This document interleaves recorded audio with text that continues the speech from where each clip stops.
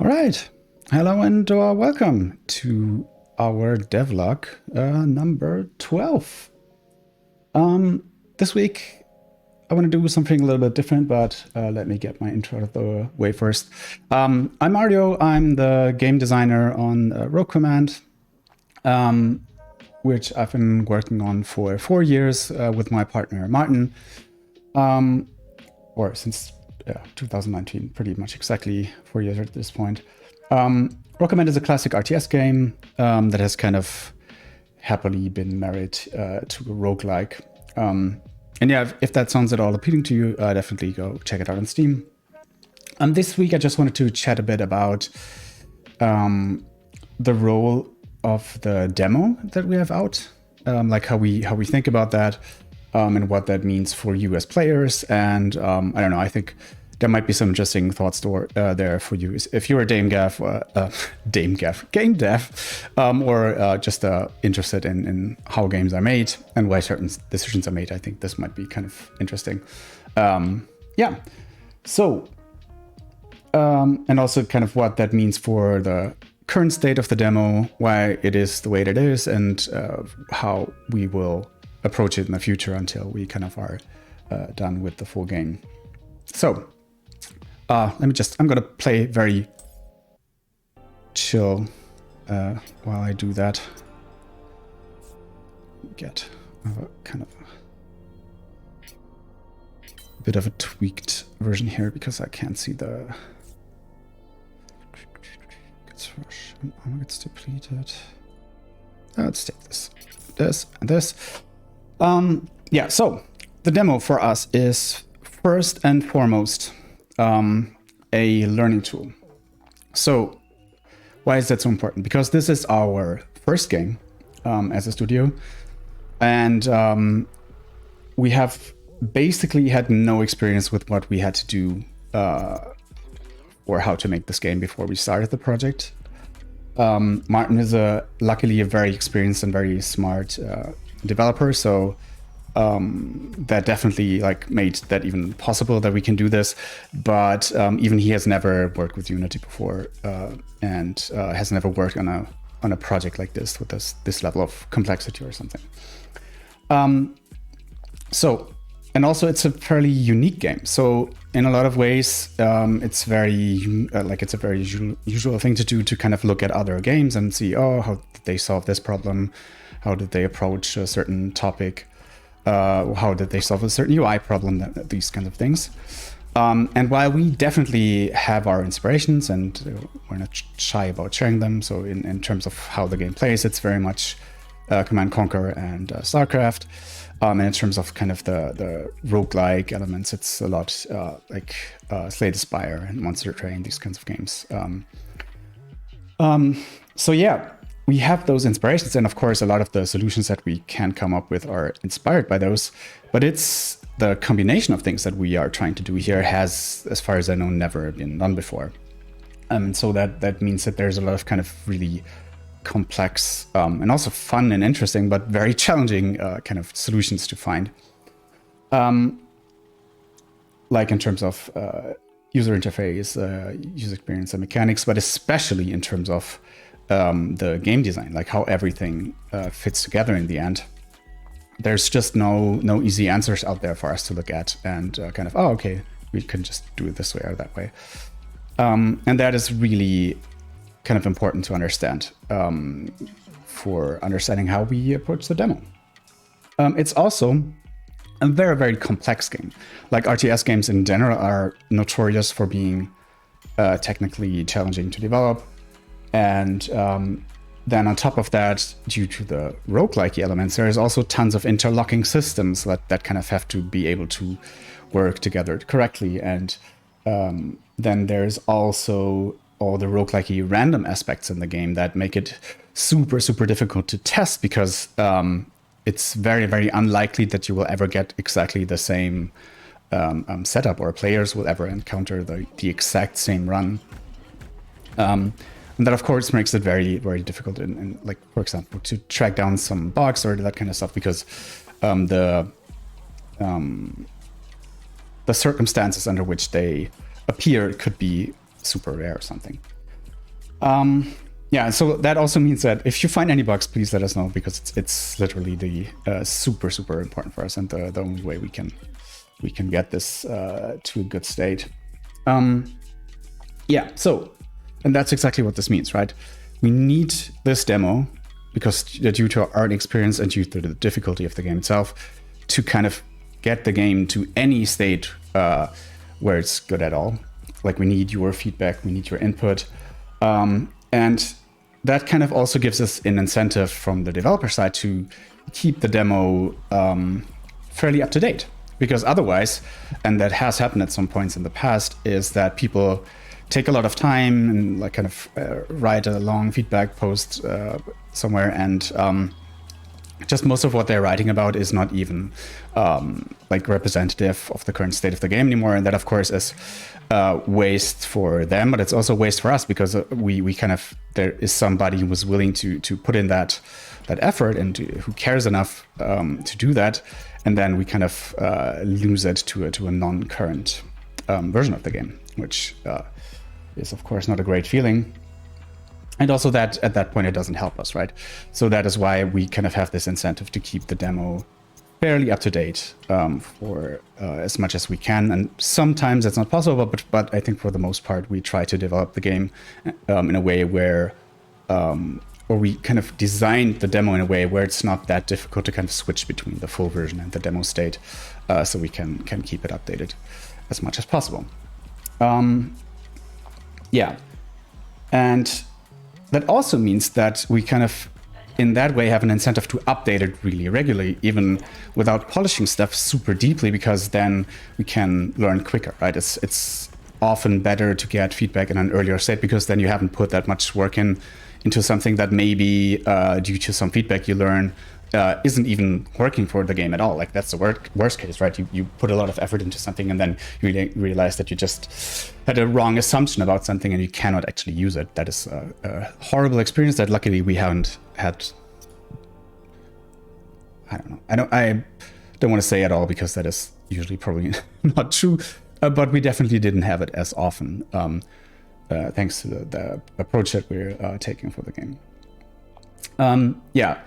And so that means that kind of that incentive would push us to keep the game updated as much as possible, even when it means that it is not that polished. But that is kind of in a conflict with the second really important function that the demo has for us. And the second function is simply as a marketing tool. Because we are doing this full time. We have been working on this game for 4 years on our own. And we need eyes on this project. We need eyes on the game to make it work, right? Otherwise, we're just going to crash our studio afterwards. And releasing on Steam as an indie dev is very much a game of getting your wishlist numbers up. That's why whenever you see like indie devs anywhere, they usually ask you to wishlist their game, which, hey, you're welcome to do as well here for us. Because it's just that important. Because if you don't get your wishlist up when you're launching, then the game is just gonna disappear. Like, there's so many games coming out on Steam every day that if you don't have a certain are over a certain threshold, then you're just not gonna be visible at all. And that means that you're might have a cool game, but nobody's gonna play it. And yeah, so having a demo out there, especially one that is hopefully wait, sorry, I have to just check it a second. What did I do here? Oh yeah, let's do this slow. That's perfect. Having the demo out there allows us to reach out to streamers, to press, to YouTubers, you know, the typical kinds of people where you would find out about new games. And we've actually been super lucky in that regard. Like, we had some really, really cool people cover our game already.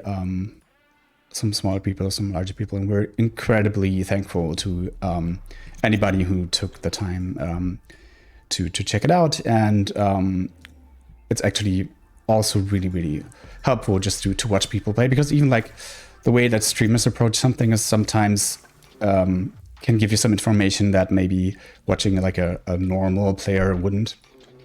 So yeah, that is also really, really important for us, right? Because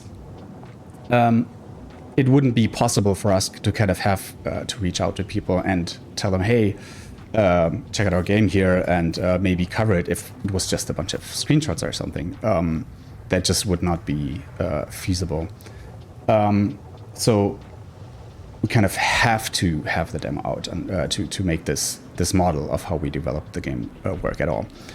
And then that also means, again, that there's kind of a incentive that is in conflict with the incentive that I mentioned before, which is the learning as quickly as possible, because, like I said, that would incentivize us to update the game as often as possible, and even if it's not super polished, just put stuff out there. But of course, when you send the game to somebody who you hope will cover your game, then you don't want them to run into any kind of really annoying or game-breaking bug or graphical glitch or whatever, right? You want to have a certain level of quality, or otherwise they will just not enjoy the game, and the people who are watching will also think, hey, what the hell is this, and not have any interest in checking out for themselves, which would of course be completely counter to what we're trying to do. Yeah, so there's kind of a conflict there between those two incentives in how we approach the demo. And that coverage also brings us then to the third function, which is kind of community building, right? Because only by people engaging with the game and getting it out there do we have any chance for new people to find it. Which of course is also really important, because that kind of feeds back into the first function of making the game better. Because of course, the more people we get to play the demo, the more people give us feedback, and the quicker we can learn. Oh, this is going to be tough here. Ugh. Yeah, talking and playing. Yeah, so that community building aspect is kind of the third main function of the demo here, and it's really important on its own. Like I said, because it also feeds into that learning aspect. And not just that, there's another thing that I've noticed that I kind of didn't really think about before we started doing this, or before we started to get some coverage. It's just that working for such a long time on a project like this can get really exhausting sometimes, and it just there's so many things to do at all times, and just having people be excited about the game is super motivating. Like that really helps a ton in terms of just wanting to get up in the morning and just fix a couple of bugs, tackle an interesting mechanic, and that kind of stuff. That is really, really key for us.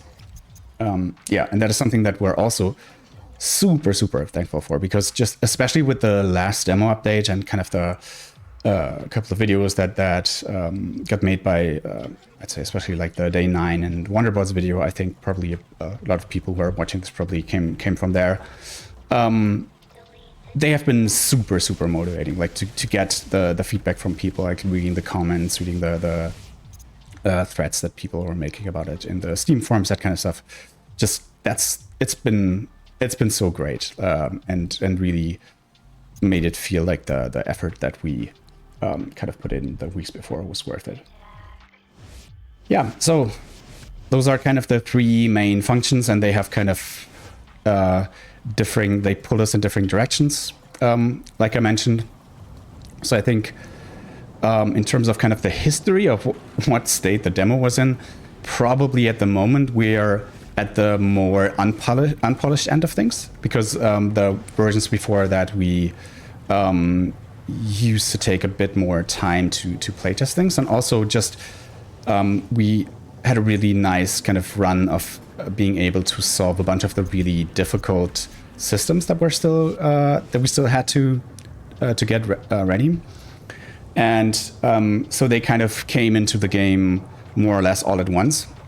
And that, of course, means that for each single one of them, we weren't able to test them as thoroughly. So that is the AI system, the research system, the shops, the drops, and all that kind of stuff. Like there's been a bunch of things, map gen, level generator, the mission objectives that you see here. They're like this weird secondary objective that doesn't differentiate from a primary objective, these kind of things.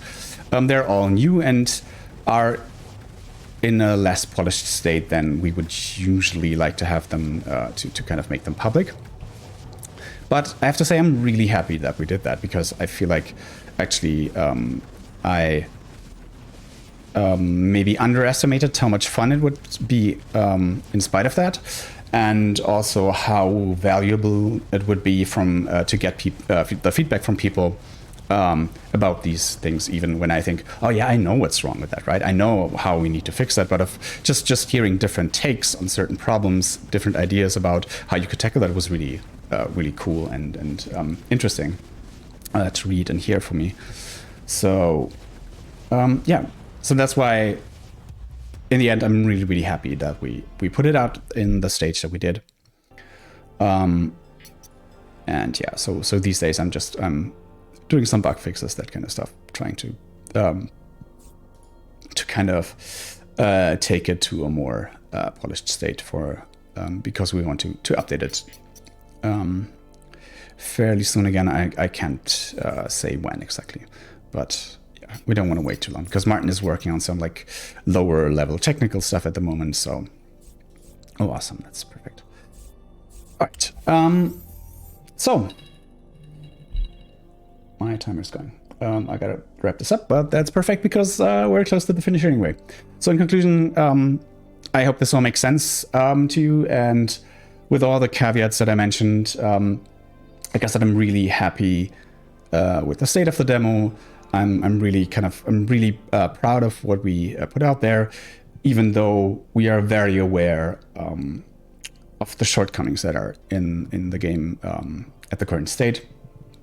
And yeah, and some of them kind of we would have known anyways, but a lot of them also we wouldn't have noticed, or would have weighted differently, prioritized differently. And so it's been really incredibly great and motivating to get all the feedback from people.